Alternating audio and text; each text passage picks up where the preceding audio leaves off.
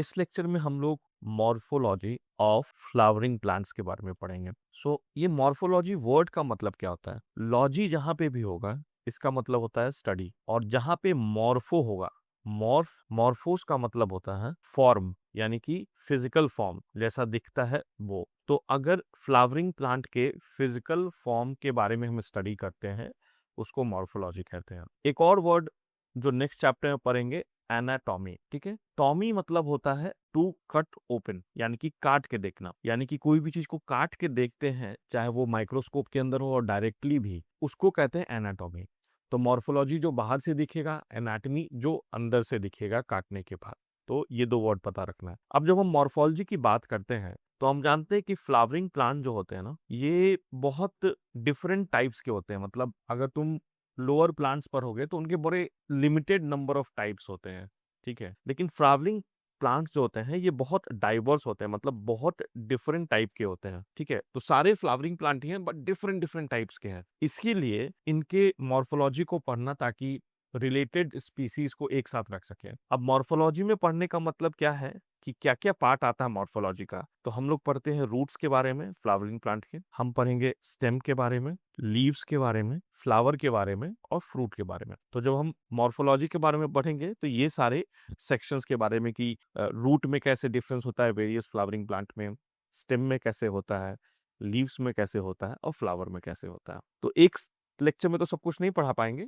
पहला वाला जो लेक्चर है आज का लेक्चर, इसमें हम लोग रूट के बारे में पढ़ते हैं। ठीक है, रूट के बारे में पढ़ते हैं। तो रूट पर से तीन तरह का होता है। ठीक है, तीन तरह का रूट होता है। एक होता है tap root system. Tap root system बहुत सिंपल सा है, जो मेन रूट होगा वो बड़ा होगा। ठीक है, और इसी से साइड के रूट्स निकलेंगे, ये टैप रूट सिस्टम हो गया। ठीक है, दूसरा होता है फाइबरस रूट सिस्टम।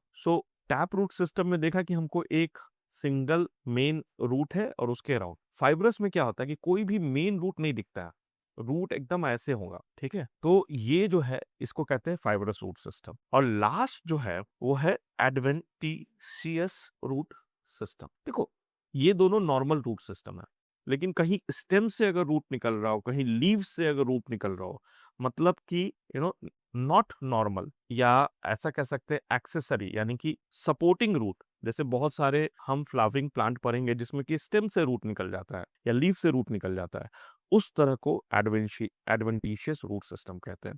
ठीक है, तो ये तीन तरह के रूट सिस्टम्स होते हैं। सबसे इंपॉर्टेंट हम फंक्शन के बारे में पढ़ेंगे, what are the functions of root. तो पहला इंपॉर्टेंट फंक्शन है कि ये एब्जॉर्ब करता है वाटर और मिनरल्स को। ठीक है, जमीन से जो मिनरल्स और वाटर है उसको एब्जॉर्ब करता है। दूसरा बहुत इंपॉर्टेंट है, वो एंकर करता है, मतलब पेड़ को जमा के रखता है। ठीक है, एंकर करता है। थर्ड इंपॉर्टेंट पॉइंट है कि बहुत बार ये तुम देखोगे कि स्टोरेज ऑफ रिजर्व फूड भी होता है। बहुत सारे रूट जो होते हैं फूड को स्टोर करके रखते हैं। ठीक है, और लास्ट बहुत इंपॉर्टेंट अगेन है कि synthesis of plant growth regulator. ठीक है, देखो बहुत अच्छा चीज ये है और समझने वाला चीज है कि रूट को पता है कि भाई बारिश हुआ है कि नहीं हुआ है, कितना मिनरल है, और उसके हिसाब से वो ग्रोथ रेगुलेटर बनाता है ताकि पेड़ को एक सिग्नल मिले कि भाई अभी ग्रो करना है कि नहीं करना है। ठीक है, और जब हम ग्रोथ रेगुलेटर्स, बहुत सारे प्लांट हार्मोन्स के बारे में बात करेंगे तो हम देखेंगे कौन से प्लांट हार्मोन्स हैं जो रूट से बनते हैं। ठीक है, तो ये चार फंक्शंस हो गए तुम्हारे रूट के। अब एक बार रूट का स्ट्रक्चर देख लेते हैं, बहुत इंपॉर्टेंट है। तो टिपिकली एक रूट का जो स्ट्रक्चर होता है वो कुछ इस तरह से होता है। अब रूट को जमीन को फाड़ के ग्रो करना है। ठीक है, तो इसीलिए रूट का जो आगे का हिस्सा होता है बड़ा रफ एंड टफ होता है। ठीक है, इसको कहते हैं रूट कैप। ठीक है, क्योंकि ये जो है रफ एंड टफ होता है और ये जमीन को फाड़ने में हेल्प करता है। और रूट कैप का ही दूसरा नाम है कैलपाइट्रा। ठीक है, अब यहाँ पे ग्रोथ ज्यादा नहीं है, ग्रोथ इसके बाद यहाँ पे होता है। यहाँ पे बहुत रैपिडली बढ़ने वाले सेल्स होते हैं जिसको कहते हैं मेरिस्टेमिक सेल्स। ठीक है, जो कि बहुत तेजी से ग्रो करते हैं। अब इनके ग्रोथ से क्या होता है, जो पीछे वाला हिस्सा होता है वो बहुत तेजी से बढ़ता है, और इस रीजन को कहते हैं रीजन ऑफ इलोंगेशन। देखो, ग्रोथ के सेल्स यहाँ पे है, लेकिन जैसे जैसे ग्रो करेंगे ये वाला रीजन ग्रो करेगा, और जहां इलोंगेशन का खत्म होता है ये हो जाता है रीजन ऑफ मैचुरेशन, जहां पे मैच्योर जो होते हैं रूट के सेल्स होते हैं। तो इनमें थोड़ा कवर आ जाता है ताकि ये ज्यादा ग्रो नहीं कर पाते हैं।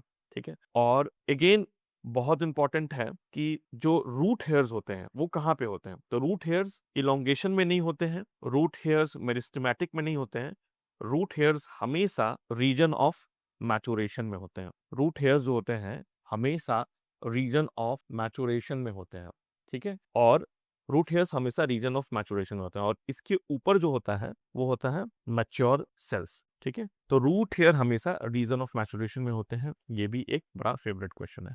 तो ये तुम्हारा स्ट्रक्चर ऑफ रूट हो गया। अब आते हैं मॉडिफिकेशंस ऑफ रूट, और यहाँ पे ही बहुत सारा क्वेश्चन बनेगा, ठीक है, कि रूट जो है वो कितने कितने वे में मॉडिफाई होते हैं। तो रूट बेसिकली अलग अलग कभी कभार फंक्शन करते हैं, स्पेसिफाइड उसके हिसाब से मॉडिफाई हो जाते हैं। तो एक तो होता है कभी कभार स्टोरेज के हेल्प में काम आते हैं, ठीक है, स्टोरेज में कि फूड को ज्यादा स्टोर करने में वो रूट्स काम आते हैं। तो दो तरह के स्टोरेज फंक्शन होता है। एक तो होता है टैप रूट में, टैप रूट सिस्टम में मतलब कि एक बड़ा सा रूट रहेगा जो स्टोर कर रहा है, और इसका एग्जाम्पल तुमको बहुत इजीली याद रहेगा, कैरेट, ठीक है। कैरेट इज अ रूट, और टर्निप, ये दो टैप रूट सिस्टम है बेसिकली, लेकिन ये फूड स्टोर करते हैं, ठीक है। एक और है, वो है एडवेंटिशियस में। एडवेंटिशियस में अगेन दो रूट्स होते हैं जो फूड स्टोर करते हैं, एक है स्वीट पोटैटो और एस्पैरागस। तो ये मॉडिफिकेशंस ऑफ रूट हैं जो कि फूड स्टोरेज के लिए होते हैं। दूसरा मॉडिफिकेशन हो सकता है कि सपोर्ट फंक्शन इंप्रूव करने के लिए, और इसका एग्जांपल है, अगर तुम देखोगे बनियान ट्री में तुम देखोगे एडवेंटिशियस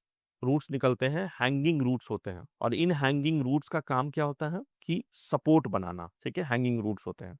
एक और जो सपोर्ट फंक्शन में होता है जिसको कहते हैं स्टिल्ट रूट्स। इसका एग्जाम्पल बता देते हैं पहले, फिर क्या होता है वो बताएंगे। स्टिल्ट रूट मेज में होता है और शुगर केन में होता है। इसमें क्या होता है कि जैसे ये स्टेम है ना, ये रूट है, lower part of the stem से भी रूट्स निकलते हैं और बनते हैं, तो ये स्टिल्ट रूट कहते हैं।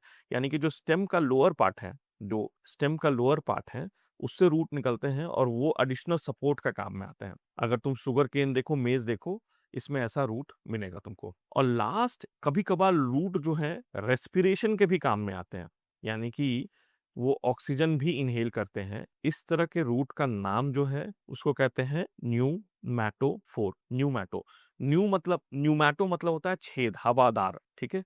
और इसका एग्जाम्पल तुमको याद रखना है, वो है राइजोफोरा और मैनग्रूव ट्रीज। ओके, इसको मैनग्रूव ट्रीज का एक और नाम है सोने राटा, ठीक है। तो ये तुम्हारे मॉडिफिकेशंस ऑफ रूट है। तो रूट इसके साथ खत्म हो जाता है। तुमको टाइप्स ऑफ रूट पता होना चाहिए, फंक्शन ऑफ रूट पता होना चाहिए, स्ट्रक्चर जो है रूट का बहुत कॉमनली पूछा था, रूट हेयर कहाँ पे पाया जाता है, तो ज्यादातर रीजन ऑफ मैचुरेशन में पाया जाता है। मेरिस्टेमेटिक सेल्स या रैपिडली डिवाइडिंग सेल्स कहाँ होते हैं, रीजन ऑफ इलोंगेशन कहाँ होता है, रूट कैप क्या होता है, ये पूरा स्ट्रक्चर पता होना चाहिए। और डिफरेंट मॉडिफिकेशंस ऑफ रूट और उसका जो एग्जाम्पल है वो तुमको पता होना चाहिए। इसी तरह से अब हम लोग नेक्स्ट सेशन में पढ़ेंगे। तो रूट हमने खत्म कर लिया है, हम स्टेम पढ़ेंगे, फिर लीव्स पढ़ेंगे, फिर फ्लावर पढ़ेंगे, और फिर फ्रूट्स पढ़ेंगे। तो ये 4-5 सेशन में हमारा मॉर्फोलॉजी ऑफ फ्लावरिंग प्लांट खत्म हो जाएगा।